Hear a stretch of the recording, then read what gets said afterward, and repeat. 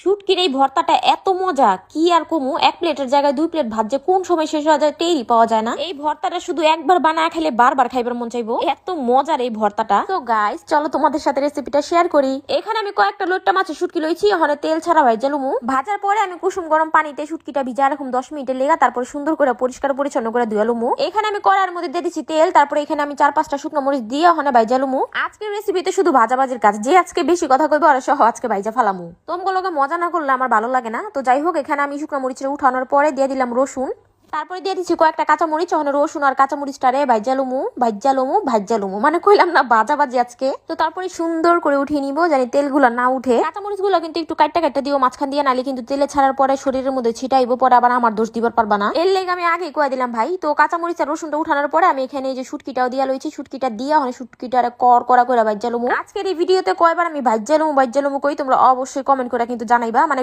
গুনার পরে কমেন্ট করবা। কি রসুন যা আছে সবকিছু কিন্তু ঠান্ডা হয়ে গেছে গা। এখন আমি সবকিছু একসাথে ব্লেন্ড করে নিব। সবকিছু একসাথে ব্লেন্ড করার সময় এত সুন্দর একটা গ্রান আহে ভাইরে ভাই, এই ভর্তাটা না বানায় খাইলেই মিস, বুঝছো? তো সবকিছু ব্লেন্ড করে আমি এক সাইডে রেখে দিলাম। তারপরে একটা কড়াই নিয়ে নিমু, তারপরে দিয়ে দিমু হইলো পেঁয়াজ, দিয়ে দিমু একটুখানি রসুন কুচি।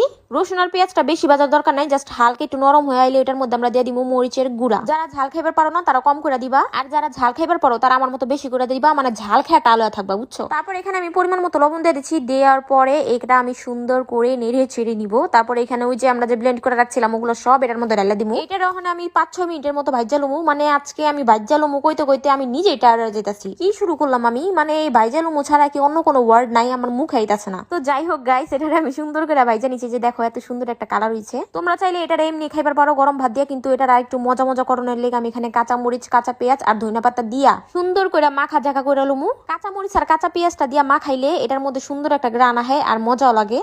মাখায় খাওয়ার সময় কাঁচা পেঁয়াজটা যখন মুখের মধ্যে পড়ে ভাই এত মজা। সারাদিন রোজা রাখার পরে মুখে যদি মনে করো রুচি না থাকে, এই ভর্তাটা বানায় খাইবা। দেখো জাস্ট ভর্তার কালারটা, মানে না খাই আমার মনটা কইতেছে আমি সুকেসে সাজা রাইখা দিই, কিন্তু এই কাজটা জীবনও করুম না। মানে এত সুন্দর ভর্তা আমি সামনে রাইখা কেমনে বয়ে থাকুম কত। আজকে আম্মুর রিকোয়েস্টে এই ভর্তাটা বানাইছি। আম্মু কইতেছিল যে শুটকির যে কোনো একটা ভর্তা বানাও, মানে খাইবার মন চাইতেছে। আম্মু আবার ভর্তাটা হইলে একটু ভাতটা খাইবার পারে, তো আমি এই যে ভর্তাটা সুন্দর করে বানা নিলাম। ভর্তা বানানোর সাথে সাথে আমি গরম ভাত নিয়ে বয়ে পড়ছি খাইবার লিগা। উপরে একটুখানি সরিষার তেল দিয়ে দিমু ফ্লেভারের লেগা, এটা তোমরা চাইলে নাও দিবার পারো।